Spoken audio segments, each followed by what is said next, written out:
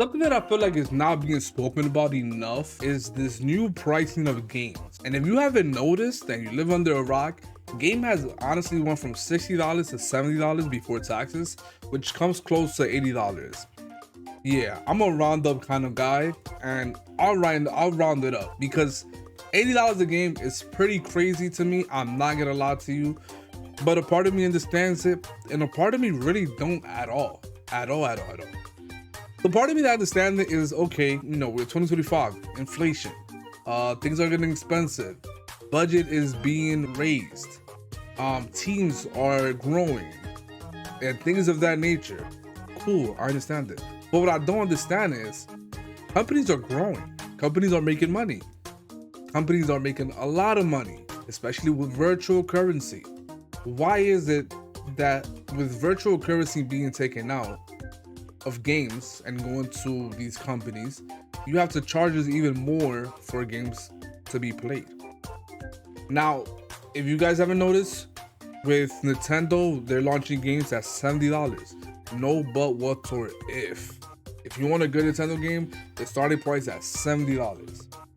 And if you guys haven't noticed or heard the rumors, GTA is rumored to start at $100. But we are the problem. Let's be real. We are the problem because we are the same one to complain about it, the same one to bitch about it. We are also the same one to buy it when it first dropped. We are part of the problem and we're not part of the solution because we don't boycott games. We don't push back and say, no, we had enough. We're broke. We're not buying it. Instead, you're like literally flipping your whole couch and looking for every penny so you can add it up and buy the game. Looking for every coupon code so you can buy the game, or even just waiting for the game to hopefully go on sale. Never goes on sale because we know Nintendo don't go on sale, and just buy the game full price. A lot of gaming companies are actually testing out the water to see what happens. They're testing out the water to see if people are just gonna get accustomed to buy $70 games, or they're gonna push back. And in case you guys didn't even know, Xbox actually was thinking about pushing games to $80. But there was such a pushback at $80 that they already settled for $70.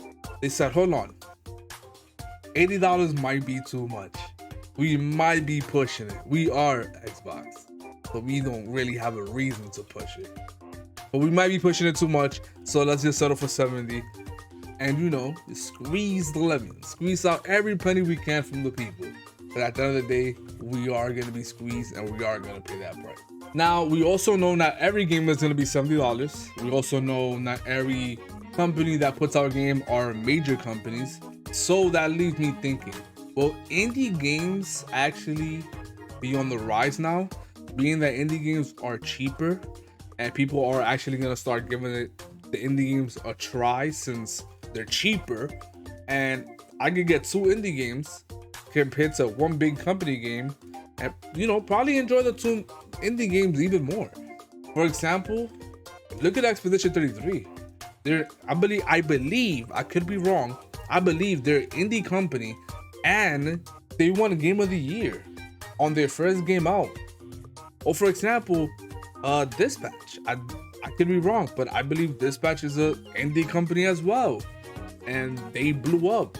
There's so many indie games or indie company per se that could actually take some benefit from this and maybe rise to the top.